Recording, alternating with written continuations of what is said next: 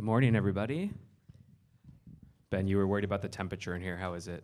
It's nice. A little It's warm, nice. right? Is this too loud? Is this an appropriate volume? I think you're good. Okay. Thank you guys for coming out here. I know I'm not a morning person, so appreciate seeing all of these faces here in the morning, bright and early, to hopefully have a really nice, candid discussion with Ben. First, let me introduce myself. I'm Jordan Michaels. I'm a multiple-time operator in the digital health space, specifically former founder, started and sold a telemedicine company called Ringadoc to an electronic health record company called Practice Fusion back in 2015. And then I was an early employee at a local company in Santa Monica called GoodRx. Helped scale that business from $100 million to $800 million, went through a successful IPO in September of 2020. And obviously, I've just been very close to the digital health ecosystem and space for quite some time. Have known Ben, almost a decade now. Ben has a really interesting business. My experience is building businesses that are clinically adjacent, no brick and mortar, which is why Ben's business has always been extremely interesting to me, especially given the area of focus, which is mental health. I'll do a quick introduction of Ben, and then I want to have him in his own words. So Ben is the CEO and founder of Bespoke Treatment. Bespoke is a multi-modality modern psychiatric practice, and I want to get into specifics with him of what that means versus traditional psychiatry. Ben, do you want to maybe do a quick introduction? Sure. Thank you for having me. So Ben, I'm the CEO and founder of Bespoke Treatment. Before I started Bespoke, I studied neuroscience in graduate school. So I have zero traditional business background. I'm not a clinician, but I saw that there was a need to create a treatment facility with multi-locations that Bespoke is now. So really at our core, we're an integrative mental health facility, which means that we offer multiple service lines for a lot of the various treatments that people may need who suffer from mood disorders. But we really specialize in helping people with otherwise treatment-resistant conditions. So people who have tried and failed oral antidepressants, people have been in therapy and it's not working. Those are really our people who we specialize in. But at this point now, we've sort of taken everyone under the sun in terms of outpatient mental health treatment. Cool, awesome. Thank you, Ben. And then before we kind of get into some more specifics, there's a lot of areas we can take this. Just kind of curious, how many people in the audience, I want to get a sense, do we have, raise your hand if you're a founder. Okay, cool. Investor? Nice, okay. Less invest. Okay, so good. So we can focus more on kind of Ben's entrepreneurship journey, because I find it super fascinating. Again, right? And Ben, you're selling yourself short a little bit, right? I look at Ben, and he's not a clinician himself. He's a scientist. He studied neuroscience. How old were you when you started Bespoke? 28 when we incorporated. Okay, and talk to me a little bit about where you're at now in terms of size, clinicians, patient centers. So at this point now we have, we've treated thousands and thousands of patients over the past six and a half years. We probably have about 1,500 active patients, as in people who are seeing us at least once every 2 months, but many people are seeing us daily for various things. And we probably have 30 or so employees. Okay, and tell me a little, so why? And 2 locations, sorry. Right, it's here in Santa Monica and downtown? Yeah. Okay. Talk to me a little bit about the origin story, because again, I look at this and just from my experience starting online businesses in digital health, that's hard enough, right? Yeah. But to go the extra mile and partner with clinicians and then also secure brick and mortar, not to mention, we'll talk a little bit more about some of the modalities. Just quick show of hands, how many people have heard of TMS? Oh, wow. Okay. All right, good work. I credit, Ben is, again, one of the first pioneers in Los Angeles with TMS. So tell us a little bit about what really motivated you to go through that founding process of starting a clinic. Sure.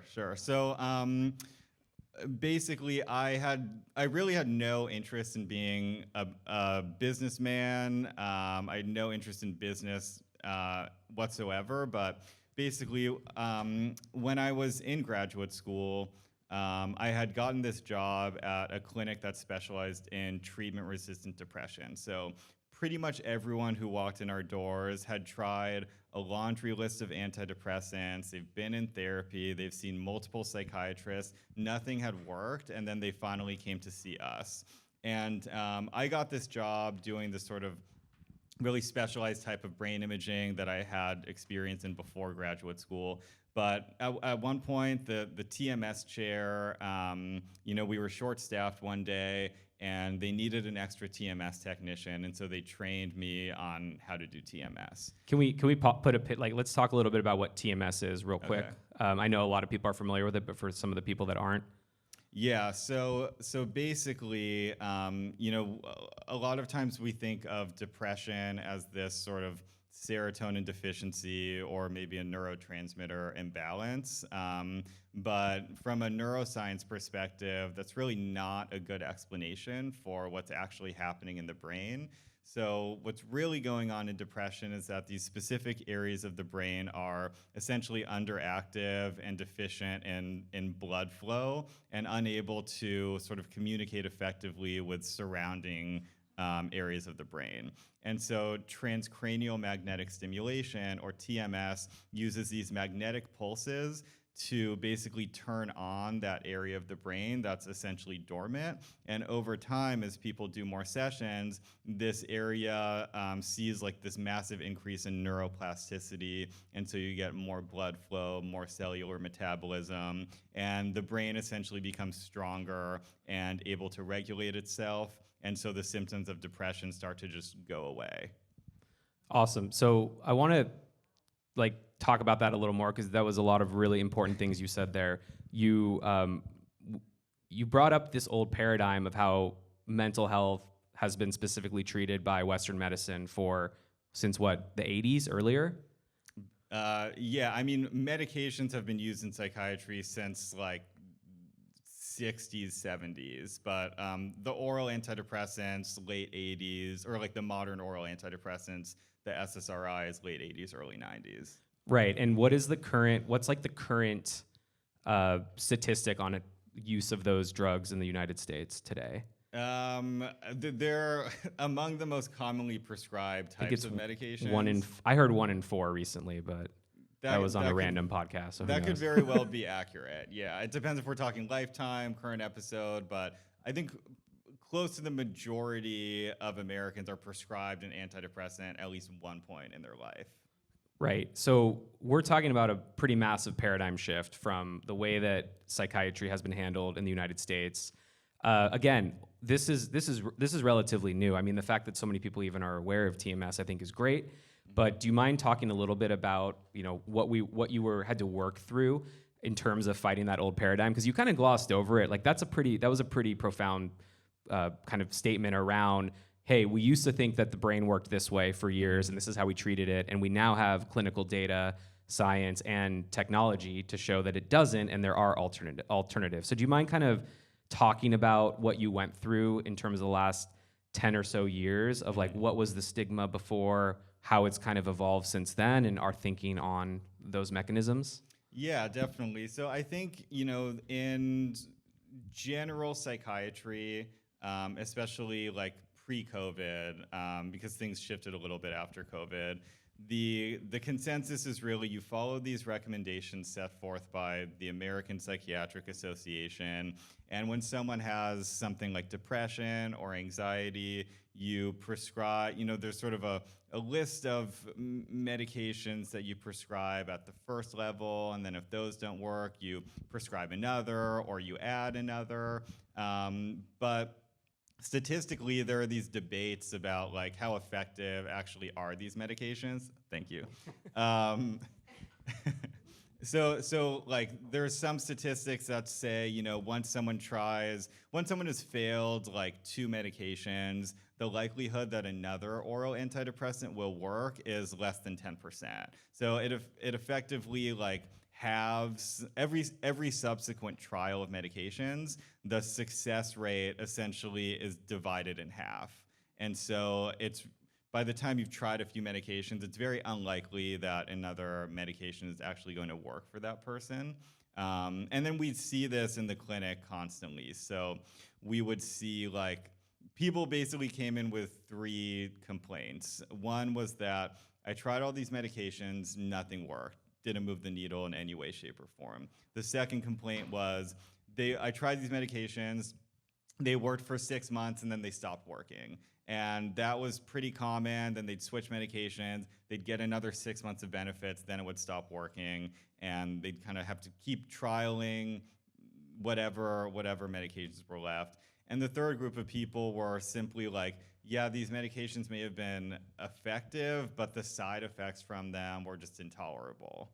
Do you mind double clicking on that a little bit? I don't know. I know that in terms of the origin story for Bespoke, there's a lot of, in what you've built, and we'll get into some of the specifics, there's a lot of, a little bit of a personal experience there around understanding what a patient going through those things might want, given that they've gone to therapy, they've talked to psychiatrists, and speaking from somewhat firsthand experience, when you're in those periods of your life, those are really difficult things to do, having to find a therapist, talk on the phone, set up an appointment, figure out insurance. Not to mention, and we should talk about as well, like this is a more forward-thinking group that understands this, but you generally, therapists and psychiatry is generally, they're not connected, right? So those are 2 different processes altogether. So I want Ben to focus on what I think is so interesting about Bespoke is that he brought all of this in under one roof.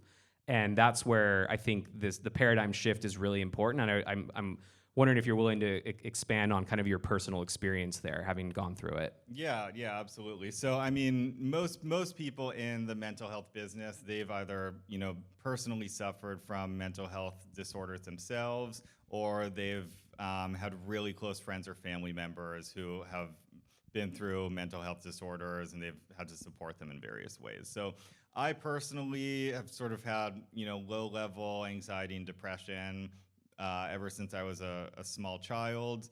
But then there were periods of time where the depressive episodes would become rather severe. And I think there's one like particularly relevant experience I had that sort of started this like chip on my shoulder with wanting to like change the mental health paradigm a little bit. And so I remember like I was in college. I think I was maybe 22, and I was prescribed these oral antidepressants. I was prescribed a few different ones, and then we landed on Prozac, which worked for me, but I gained like 60 pounds. And so, I was like young, I was in college, like it didn't feel right. I had tried everything, I couldn't lose the weight. And so I went to my psychiatrist and I said, hey, listen, like I'm gaining too much weight on this. I need to get off of it. And the psychiatrist, and this is like family friend referred from the upper echelons of UCLA, like very well respected, well-trained psychiatrist. And he said, well, Prozac doesn't have that effect.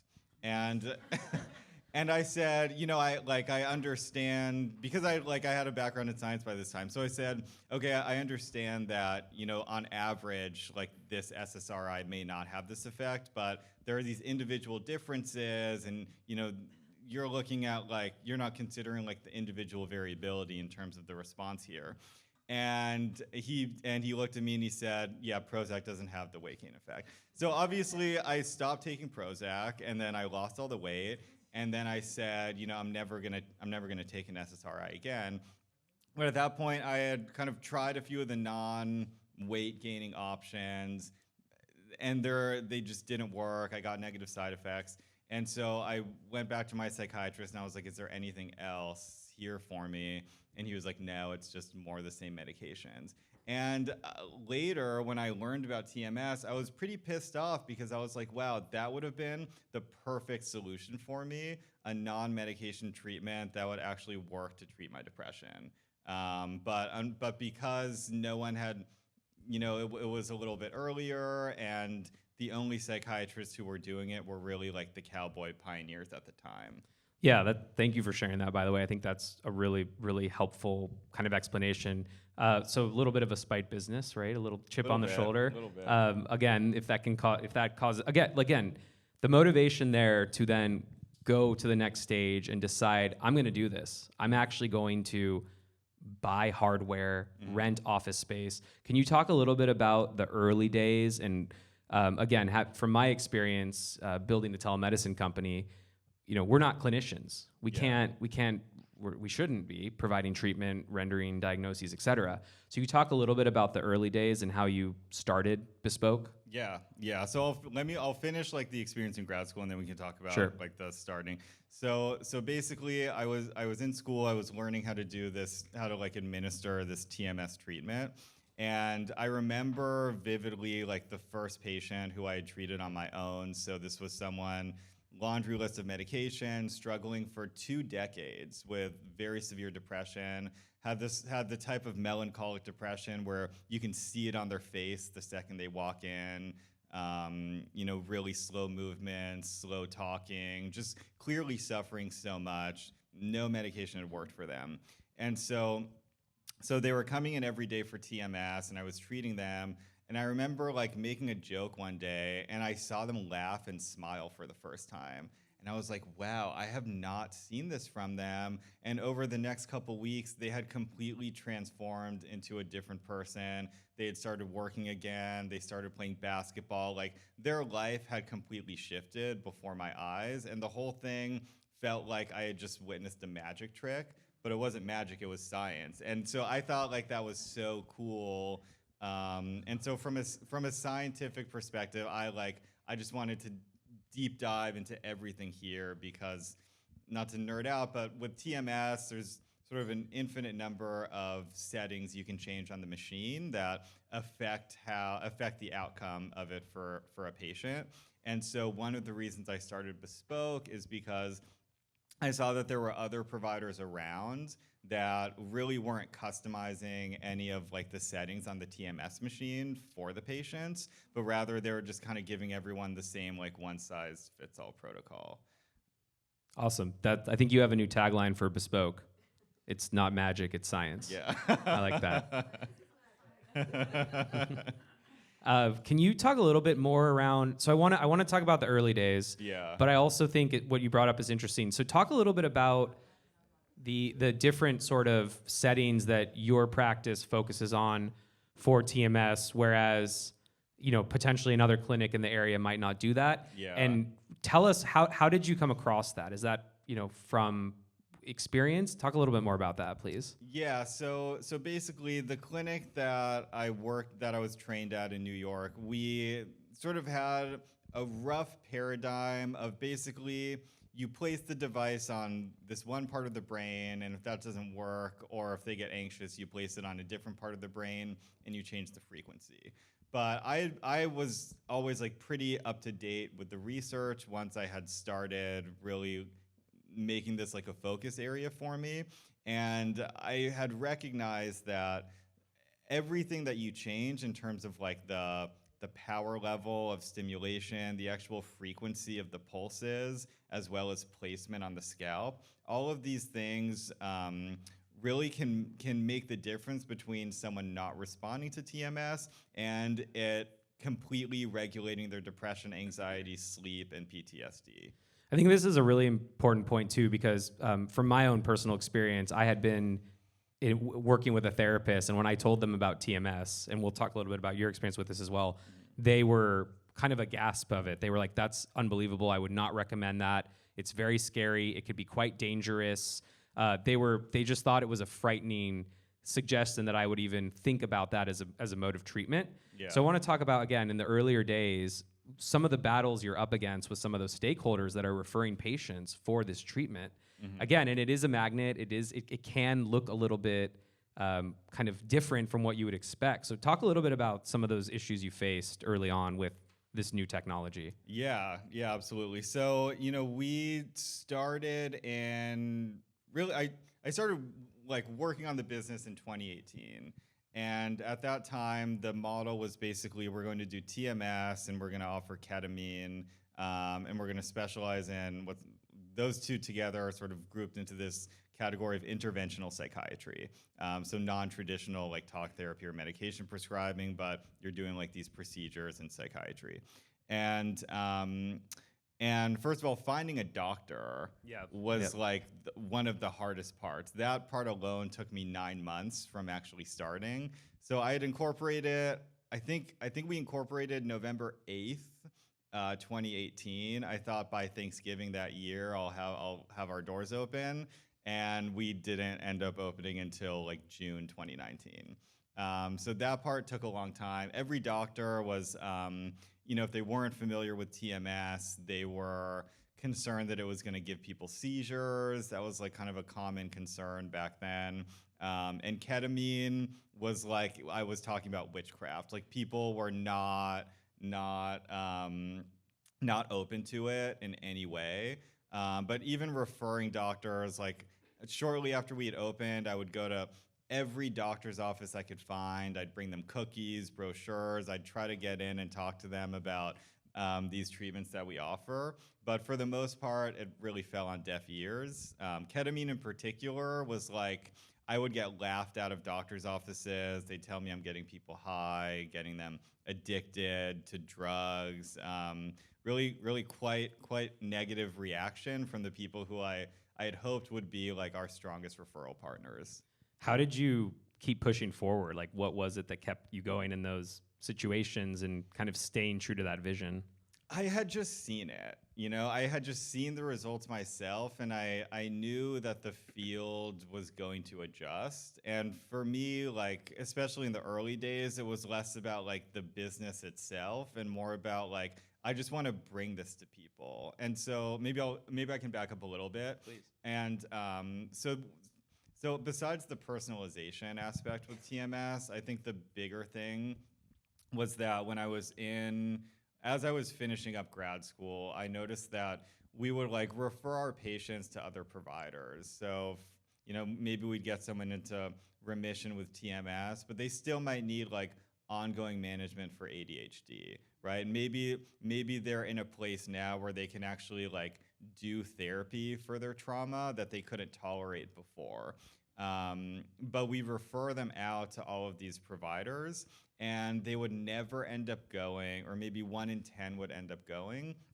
And the reason was almost always non-clinical in nature. So it was because, the place we referred them to was too far away. It was because the other place didn't take their insurance, or it was because there was a rude front desk person. And when you're at that level of depression, you can't tolerate just calling place to place. So I really thought, like, why aren't these things available under one roof? Because it was so splintered. There were like TMS clinics here and there, ketamine clinics here and there, some private practice therapists, but no one had just put it all together. And so that's really what I wanted to do with Bespoke. Yeah, and I think that's really kind of how the business has evolved since the first two. Hey, ketamine, TMS, and now again you have you have medication management as well, because people are coming in on these drugs. They're trying to get off of them in some cases, or they're using it in conjunction with some of the treatments, right? So let's go back to the earlier days too, when you're evolving that business and you're running the day-to-day.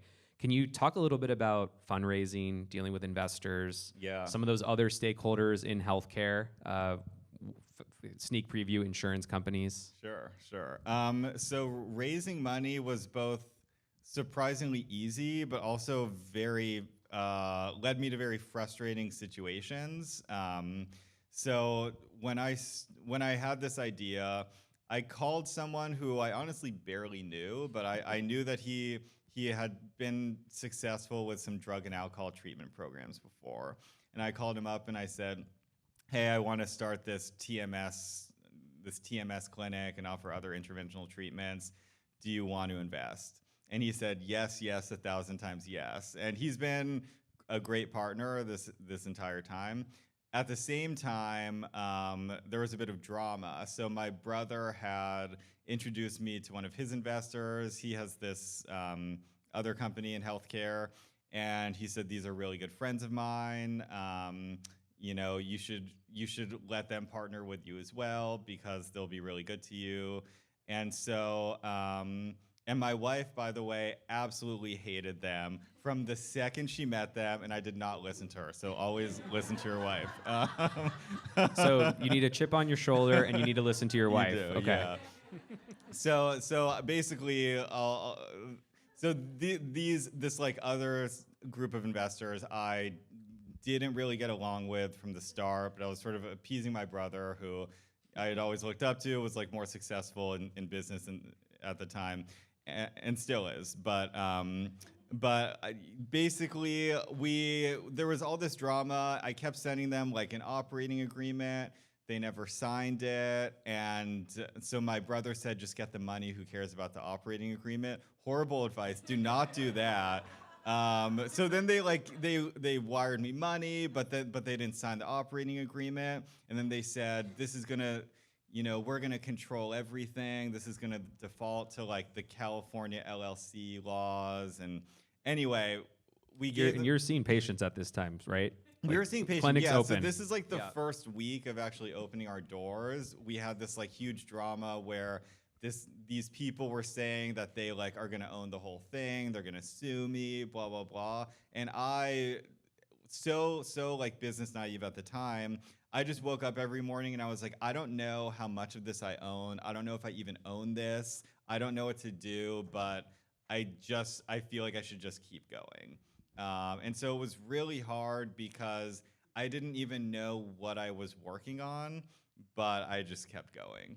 Yeah, I think that's a really good point, right? Again, patients are coming in, you're seeing positive results, you want to just keep building that business, and eventually you have that motivation to deal with whatever comes up as an entrepreneur because you care about the vision and the outcome and the magic or the science of the patients feeling better. Let's talk a little bit more about the patient experience and how in those earlier days you acquired patients. Again, they're coming from this old paradigm, they're in therapy, they might have a psychiatrist, they might be going to their primary care doctor. How are you finding them? Yeah, great question. So I think what I realized like pretty early on, I had a really small budget for ads. I put a little bit into SEO, and then I spent time like marketing to other doctors and trying to get the word out there. I quickly learned like SEO, when people found us organically, they would be like much more informed. They'd be ready to start. They kind of had like chose us because it was sort of just me back then. I was answering the phone. I was doing the actual TMS treatments as a technician, and all the other back end things. And so like the people who found us like wanted that sort of personalized touch. And so that's what we sort of leaned into. And actually this might've been one of our first dozen patients. I remember talking to her on the phone, telling her about the way we do TMS. And she said, and I was talking about how, it's all symptom based and we'll change things around based on their progress. And that's how we really get people into remission. And she was like, "Oh, so you personalize it?" And I was like, "Yes. Oh my God, yes." And then I leaned into that for the next like 6 years. That's great. I think too, like another thing, again, coming from on my end, online businesses, venture capital, growth, lots of investment. I think what's really interesting about Ben's story is at the end of the day, healthcare is a services business. It's a people business. Ben, we've talked a lot about your business over the years. I know there were many opportunities and considerations to take venture capital, to raise a ton of money, to then take it, what we agreed upon would be a non-personalized direction, scaling, going big, et cetera. I mean, there's been, in the last 5-7 years, digital health has been dominated by behavioral health, companies raising hundreds of millions of dollars, probably companies that you guys haven't heard about, right? Because it's just so hard to get distribution. Again, and that's where what Ben has done, building a localized clinic, everything under one roof, focusing on the services aspect, I think is so interesting. So I'm curious if you can talk a little bit more around that like broader landscape and how you think about digital health and all of these companies that, are in your space and have done huge rounds of fundraising, et cetera. I don't usually. So I think there's a lot that has changed since COVID happened because pre-COVID, I would talk to people about my business, especially big like institutional investors and people connected in the healthcare and business world.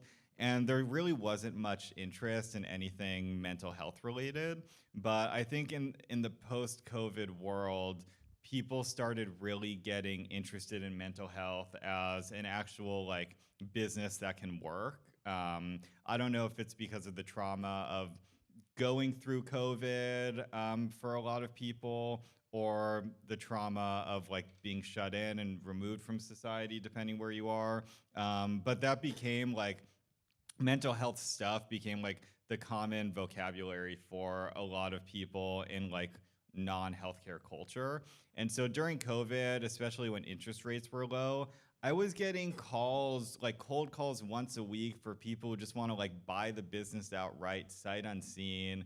Almost all of these were people who had like no business really being in the mental health space. Is that why you decided like no, right? Because you were obviously concerned around the vision there. Yeah, I mean, there really wasn't a vision. I think a lot of people were approaching it like another kind of tech business or service-based business, but there are so many nuances with healthcare and especially mental health that I think you have to really deeply understand it and understand the patient perspective to do it well. But I think that what like the big kind of mental health companies who have serious funding have done is they've essentially opened like gigantic medication management practices. Right. They're very focused on top of funnel, right? Because Yeah. that I mean, and look, these solutions have and will continue to help a lot of people. Again, I think where I've landed in my own experience and also being very close to the space is that integrative approach has to be the future, right? Yeah. Can you talk a little bit about some of those other modalities of treatment that are very top of mind of people, specifically ketamine? Yeah. What I really like is you're on the forefront of integrating psychedelics into a clinical setting, right? So I'm wondering if you can talk a little bit about how that's gone for your practice. Yeah, definitely. So like when we first started, TMS and ketamine, those were really the only like treatment options that we had for people, mostly because that's where the need was. That's also what, as a scientist, I found most interesting. Staffing, it was actually very hard to find staff because those were seen as like so out there, except for the past few years when it started kind of becoming more accepted in the medical community. But one treatment that we started offering pretty early on is called Spravato. It's like an FDA-approved nasal spray that is basically ketamine, but Johnson & Johnson can patent it. So S-ketamine is the drug, but the brand name is Spravato. So we started offering that shortly after it became FDA approved. And at this point now in 2025, like insurance covers it. That drug itself has been labeled as like blockbuster status, meaning it's done over $1 billion for Johnson & Johnson. So this is sort of becoming the new paradigm. And it's essentially this nasal spray that the clinic stores on the patient's behalf, but then watches the patient self-administer it and then monitors them for 2 hours. That's a really good example. How do you feel about how the FDA and regulation has done with Spravato, and what do you think that is a sneak preview for some of the other drugs that we've been told are coming to a clinical setting near you? I think the FDA was honestly fine with Spravato. They approved it. I think there's probably some post-marketing data they're still reviewing. What they did that I think a lot of people didn't quite realize at the time is they affixed this REMS program to it, meaning that patients aren't allowed to take it home, so they can't share it with their friends or take too much. So the clinic has to store it. It's heavily monitored and scrutinized. And so in that respect, it's quite regulated. I think there's been disappointment for a lot of like fans that MDMA-assisted therapy wasn't approved, which was like the MAPS sort of psychedelic drug compound that they've been working on for a long time. There was like an FDA, their data was, I remember reading about this, right? Something they did terribly wrong, and now it's backtracked a few years now. Yeah, quite a few years. So I think the problem, I think a lot of people have accepted that like there's something there with these psychedelic drugs in terms of helping people with depression and anxiety. But it's a different paradigm than what we're used to with our randomized controlled trials, because it's really hard for the psychedelic group to not think that they're in the control group. So the way the FDA wants that to be done now is I'm seeing basically you just have different levels of dosage. And so you have essentially like a micro dose, which is now the placebo group in these trials, and then sort of a medium dose and a high dose. How do you, just kind of a side thought here, you're obviously very inclined for the science. That seems to be where your passion really lies. How did you balance all of that and keeping track of the new modalities and how to actually administer it to patients with running a business? Yeah, it was, in the beginning, it wasn't as hard because I love it. And there also weren't as many advancements in the science as what's happening now. So TMS, there are a million new paradigms. People have condensed this 8-week course to 5 days. Another group just condensed that 5 days to 1 day. So there's sort of all these like new developments happening, and psychedelics are just exploding in terms of funding and all of these trials being published month after month. So now I'm unfortunately more behind than I'd like to be. But in the beginning, there wasn't quite the volume of studies coming out. And what would you say the balance is now, current state, of how much time you spend operating at that level versus some of the more nuances of just running a business that we talk about all the time: EHR selection, CRM selection, staffing? Yeah. And by the way, running a healthcare business, you're basically just changing your EMR every couple of years endlessly. So I probably will spend still like a half day to a full day a week on science-related things, just reading studies, taking notes, disseminating like information to my staff.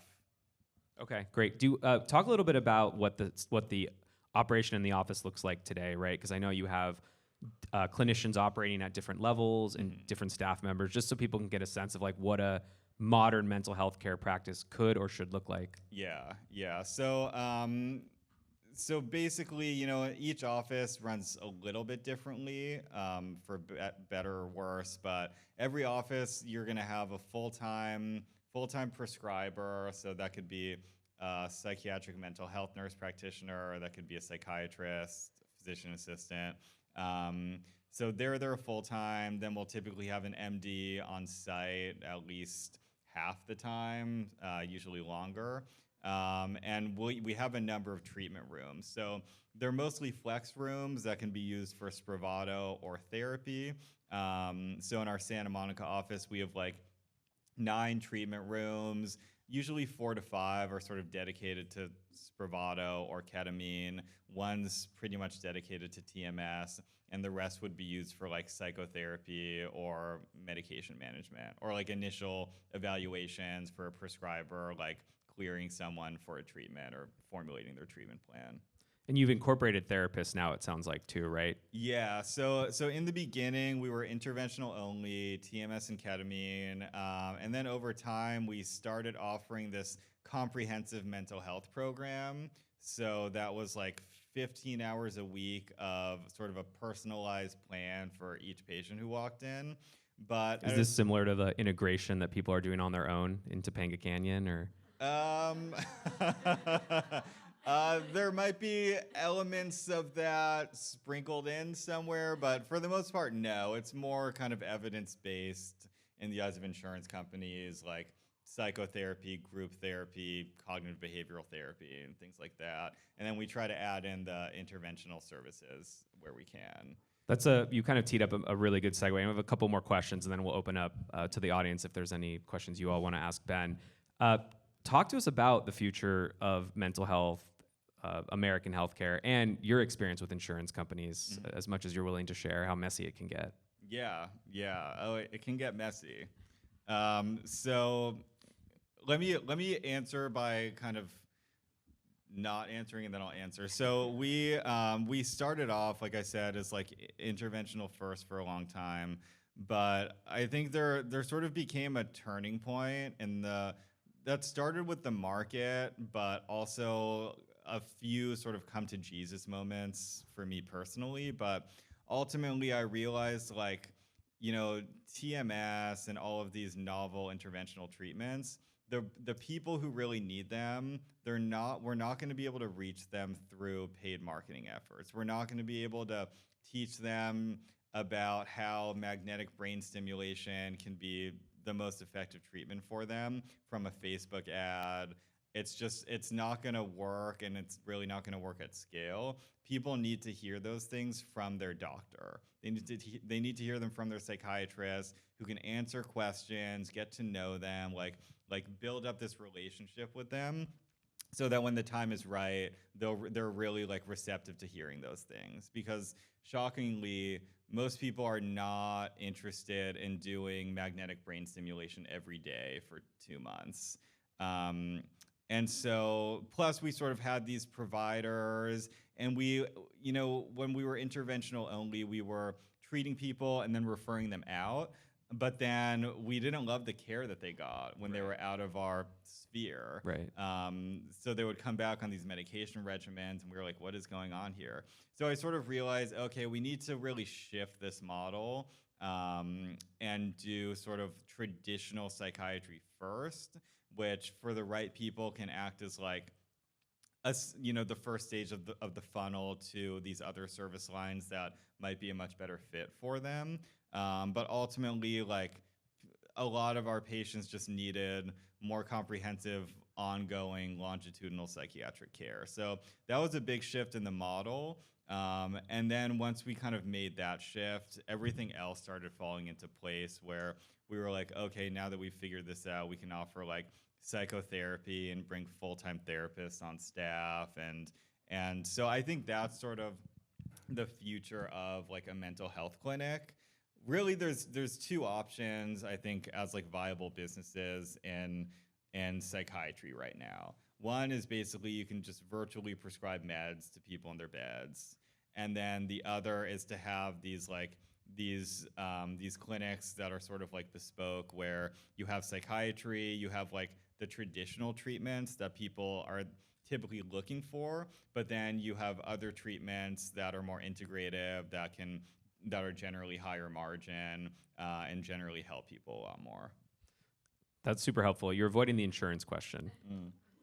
Anything you care to share about how that has gone? The insurance, I mean, it's been messy. Like, learning insurance, I studied neuroscience at Columbia, and learning like the insurance coding guidelines for psychiatric follow-up appointments took me like months to figure out. It's been a grind from the very start, just in terms of like arguing to get these insurance treatments covered, and seeing the completely indefensible ways that insurance companies come up with reasons for denying people, to like understanding the billing and revenue cycle management process, and navigating all of that. It has really changed my perspective from like me wanting to change the future of mental health to like, okay, I think I can just make mental health suck less, because insurance ultimately, like, they don't want new, they don't want innovation. Those are two words that will get all of your claims denied and you audited. Right. So again, it does sound like it's just a slow grind, any sort of change in healthcare. Knowing all of that, would you do it again? That's a great question. Would I do it again? Yes, but I would probably reverse the process. I'd probably start with a boring psychiatry clinic first, as opposed to starting with the cool treatment. Not cool, but you know what I mean. The innovative. Yeah. Just because marketing efforts will be a lot harder. You already kind of have a census and captive audience for these things. That's a really good, I think that's also a really good takeaway for entrepreneurs, specifically in healthcare. It really is easier to find your wedge in an existing thing that's already working. Insurance is paying, you have the contracts, you have the providers. Again, you say that, and then you get into that situation, and you'll find it's hard to innovate there as well, because you're having to change those people's minds, those providers, and et cetera. But that's a really good takeaway to think about. Last question, and then we'll turn it over if there's any questions from the audience. If you weren't doing this, do you have any idea what else you would be maybe doing? I have no idea. So entrepreneur, mental health, that's where you want to be? I guess so. Yeah, all right. Awesome. Well, Ben, thank you so much. I think that was an awesome conversation. How do we do Q&As, Leia? Do we just... Cool. With the mic? Okay. Oh, cool. Sure. Hi, thank you so much for this talk. It's very informative. My name is Roshanik. I'm a physician anesthesiologist. I suffered an injury and had, just that lasted over several years, actually a couple of years. And part of that was similar to COVID. It was, as a high functioning person, all of a sudden there's this pause in your life and you're like, oh, wait, now what do I do? And so it really actually, I didn't realize how much it plays into your confidence, your well-being, your emotional health, your physical health, mental health, and how much all of that is tied together. So I just have a personal passion here, but I also find that a lot of, as someone that was going through, even my own medical care, there is this big stigma with other healthcare providers seeking therapy and seeking mental health, where it's counted against you with disability insurance, malpractice insurance. There's all these things that it's sort of a violation of your privacy and confidentiality. And so I was wondering, have you ever thought about maybe providing confidential services, or maybe kind of like cash services with TMS and other modalities for those people who specifically want to keep their confidentiality? Specifically, I'm passionate about other healthcare workers, other people who may have other areas of their life affected if they should they seek therapy. And I feel like this is a population that we experience trauma every day at our work, and this is really like an at-risk population that really isn't and no one's really taking care of us. So that's part one. And part two, I was just curious if you experimented with ketamine infusions as an anesthesiologist, and whether there's a difference that you've observed with sprays versus, just the dosing and the treatment, or versus infusions and the outcome, treatment outcomes. Thank you. Yeah, those are two excellent questions. So to answer your first question, yes, surprisingly, I was doing some analysis a few months ago, and I realized, wow, we have a lot of patients who are therapists and doctors, and we kind of batted around doing a specialized track for them.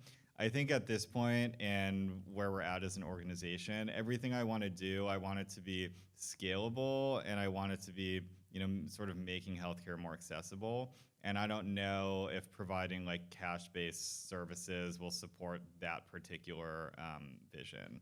But it's something we've thought about, and we still might trial a healthcare provider group or track or something like that for people in the LA area at least. There are some organizations that are specifically focused on physician and clinician well-being. We can talk about that after. There's a couple companies that come to mind. In terms of actual intervention, though, that's a really good question in terms of, so the cash-based infusions is not a thing anymore? Okay, so infusions is a sort of separate issue. So yes, we started offering ketamine infusions shortly after we opened, and that's still a core service line. But since Spravato, which is the ketamine-based nasal spray, since that has been approved and covered by insurance, 90% of people who are initially inquiring about ketamine end up doing Spravato, because it's a difference of $550 a session to a $20 copay. And when I look, we've sort of routinely looked at outcome measures over time, and surprisingly, they're not all that different, Spravato versus the ketamine infusions. I think if in an ideal world, we'd probably do ketamine infusions just because you get a little more flexibility with dosing, whereas Spravato, you're kind of limited to 2 fixed dosages. But Well, and also too, and I know we could probably spend 30 minutes just on this. We have spent 30 minutes just on this topic, Yeah. right? Like the infusion does provide more of a psychedelic experience versus Spravato, or is that not the case anymore with dosage? that could be true. I'll answer this like a scientist, but more data is needed for like a real answer to that question. But I think that's the intention of this compound, is to be slightly less psychedelic than traditional ketamine. But I will say there's so much individual variability that it almost doesn't matter, if that makes sense. Cool, awesome, thank you. Right here. Hi, thank you both for what you do. And I also want to highlight that it's true. You personify when you do what you love and what you have passion for, everything else will follow, including the money in the business. So well done. Thank you. From what I'm hearing, it doesn't sound like there's integration, that it's heavily monitored, the Spravato, but it doesn't sound like there is a process that's in place for integration, which is just so key. Yeah, that's a good question. As a scientist, integration is one of my trigger words because I've heard it mean so many different things. And so to those who don't know, like there's this idea in psychedelic therapy that if you do what are called like integration sessions during or after the actual administration of the drug, the efficacy is much stronger. Integration, I think, functionally can mean so many different things. It can mean just kind of psychotherapy after, or it can mean something very different to other people. But in general, like when we were a bit younger, we had more of a focus on that integration. So for people in our comprehensive outpatient program, we were doing like kind of therapy during the experience and then therapy after the experience as well. But because we're more beholden to a scalable insurance model now, we've had to mainly switch that to like offering therapy the next day because that's what insurance will cover. It won't be same day. And then we have some interns who can do like integration during the experience, which we can only really offer because it's essentially unpaid labor for us. But that's sort of the best we can do in the paradigm that we're in now. And As a psychedelic assisted therapist myself, under MAPS, I see this as a opportunity. So yeah, and just to add on too, because we're all friends here. As a former patient of Bespoke Treatment with ketamine infusions, I think Ben is underplaying the level of integration. There is provided integration workbook suggestions, mostly, and this is where it should happen, mostly suggested to have it happen with your existing therapist, right? So bringing whatever happened in those sessions into your existing therapy. But definitely agree, there are always opportunities for this word of integration and it kind of looks different for every person, right? So like someone might get it talking to their therapist, someone might get it going home after an infusion or Spravato and playing piano for 10 minutes and seeing God, right? Like seriously. So really, I think to Ben's point, the science still on integration is kind of fuzzy-ish, and we'll see where that evolves. I mean, I'm super interested to see where that evolves too, specifically. thank you. Here in the hat. Hi there, Victor Alibinez, you're trained as former neuroscientist, MD, and currently happiness engineer. And my goal is to democratize the means of mental health and wellness, which seems to be what you're doing too. My question to you is, have you considered using things like exercise, meditation, and hypnosis as frontline therapies, since they tend to work really well and have zero side effects? Yeah. So we have like a book that we give out to patients. It's not a book is overselling it. It's a 10-page document. I wrote it. It's a bunch of evidence-based lifestyle modifications that patients can do of their own volition that will probably increase the effectiveness of all of these interventions or make them feel better even without doing anything else that we do. That's available online. We give it out. At the end of the day, though, you can only lead a horse to water. Well, right, and I think too, like another thing to clarify, Ben, is like you're usually dealing with patients that have tried a lot of things. They're coming to you with treatment-resistant issues, depression, anxiety. So I think that like that's something to think about too, right? Like those things are all great, but generally when they're at that point, Yes. I think I heard this on one of your other interviews. You're like, your goal is just to make them feel better, and then from there to integrate some of those lifestyle modifications. Yeah, like everyone who's doing like TMS, anyone who's doing the interventional services that we offer, for the most part, they've exercised, they've done CrossFit, run, get steps in, whatever. They've tried meditation. They've done all the stuff that they really can do on their own. Thank you so much. Super insightful. I was wondering how you integrate, how you measure treatment success in your practice and how you integrate measurement-based care and like how you use that evidence that you generate in your practice to bring the field forward. Yeah, that's a great question. Measurement-based care is funny in that as like a third party, I would expect that to be the norm, as in like psychiatrists measure the effectiveness and therapists measure how well people are doing from the interventions that the therapeutic interventions they're providing. That is not the case, and it's actually surprisingly difficult to get mental health providers on board with using any kind of assessment or standardized rating scale to see how well their patient's doing in that respect. So that's actually been sort of an uphill battle of mine to try to just get people using those more. What did those look like? There was the PHQ-9 and GAD. Yeah, so the PHQ-9, which is a 9-question sort of screening, copyrighted by Pfizer, by the way.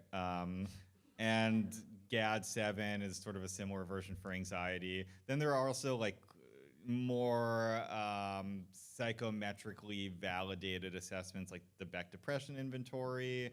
There's also some clinician-rated assessments. There's one called the MADRS. There's another Hamilton Depression Rating Scale.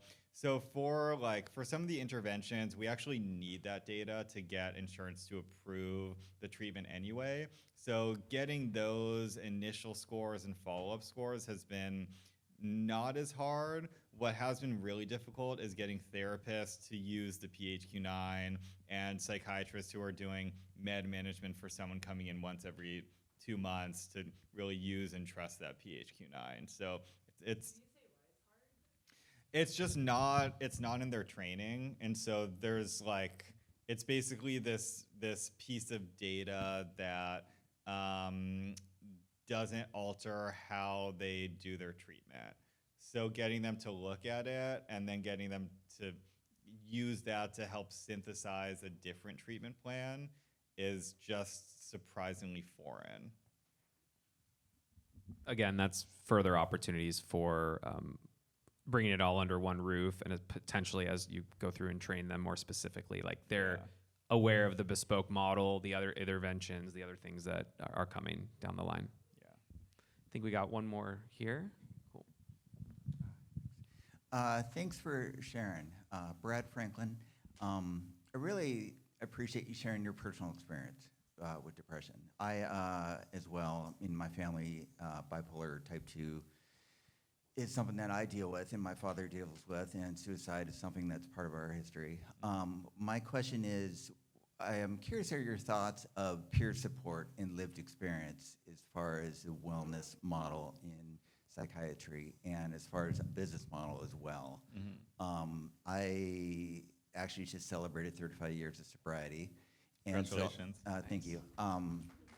So I come from the lived experience, and there's a number of startups that are starting to explore that and use it like a membership type of subscription model in that. And I think insurance companies are actually starting to recognize that coverage in peer support. I am starting to explore, kind of how can we look at like the food pyramid has been around for years. Does it really work? Is that a viable solution? Is there something like body, mind, spirit for psychiatry? You had mentioned you have, medicine and then you have advanced treatment. Is there something like lived experience and peer support where we can throw in that and create a new model to, look at wellness in psychiatry as a new thing moving forward? So that's what I'd like to kind of throw out there to the crowd, soundboarding. Cool. Yeah, that's a great question. So peer support is something I've followed a little bit. It sounds like it can be really helpful for a lot of people. But what's happened is that like a lot of the Medicaid plans have, Medicaid is sort of state by state. And so Medicaid plans for the most part have offered various coverage depending on the state and sometimes even at the county level. But since we're looking at, what can we scale towards all of California, for example, it's just not feasible for us because the commercial payers won't cover it. But I think that there is a potential business model there as like a peer support business, or in some places having a similar like psychiatry business with a peer support component. Right. I mean, again, kind of alluding to the first question that was asked, there are companies and models entirely focused on peer support that likely will provide good plug-in solutions for what you're doing. I know there's another company that is soon to get a pretty significant round of funding, focused entirely on online peer support, group therapy, et cetera. So again, another opportunity for potential plug and play down the line, I would say. Yeah. Awesome. Do we have any other questions? Oh. Is there an opportunity as a cash basis to support the healers, heal the healers, and utilizing TMS as a way to maximize the brain's potential, and in lieu of, let's say, brain nootropics and some other modalities? Yeah, that's a great question. So to answer to comment on the second part of your question about kind of using TMS as like an enhancement, there's actually there are some people who do things like that. There's a rumor that the Golden State Warriors all did TMS during their like title run in 2015.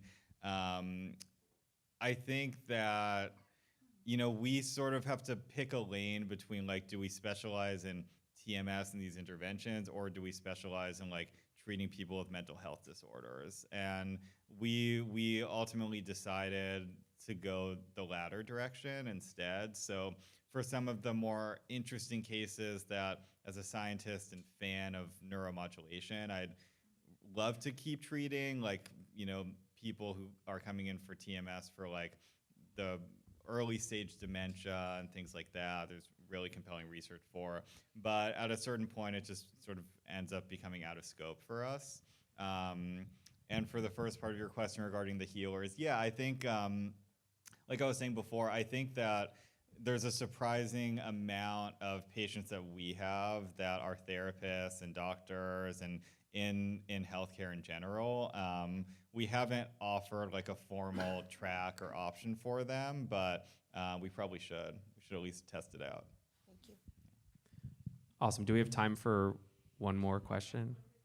Sure. Hey, I just wanted to say, so earlier you had said that blood flow, reduced blood flow can be an issue for causing depression, which is part of why TMS can be so effective. I would just like to say that there are a lot of other causes for depression, so that's definitely not the only one. And like the neurotransmitters are still important. That's why SSRIs work for so many people. There's also like cortisol issues, brain circuitry issues, emotional, environmental issues, things like that, inflammation. Do you want to say anything to that? Or? Yeah, definitely. I was trying to spare everyone from the nitty-gritty neuroscience details, but so there are all of these things that are correlated with depression. So you have these inflammatory cells and anti-inflammatory cells that may spike in various places.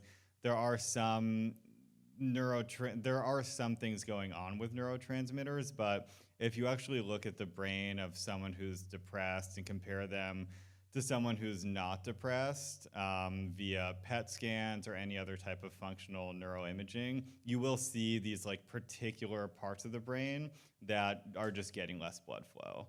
And that's Yeah. in bipolar depression, unipolar depression, postpartum depression. It's sort of just a function of depression in general. Yeah, I just say this as someone that's done 2 full courses of TMS and many like ketamine infusions and Spravato and everything, none of which work for me. And my traditional psych meds have like basically made me go from like 0% function to like 100% function. So I think it's important to acknowledge that it's not just blood flow. There are like many issues, and a lot of it we don't even understand yet because the brain Yeah. is still a mystery in a lot of ways. Yeah, absolutely.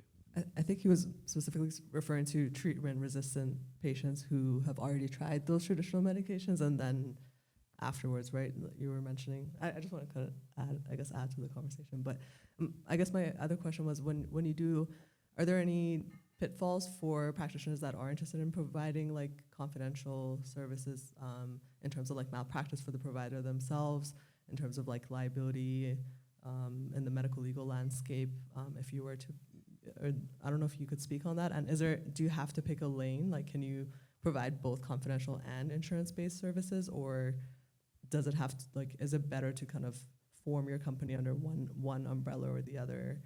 If you don't mind speaking on that. It's probably better to form a company doing one or the other, just because the populations don't mix. Operationally, you're going to have like 2 different processes, which as you grow will just become more and more difficult.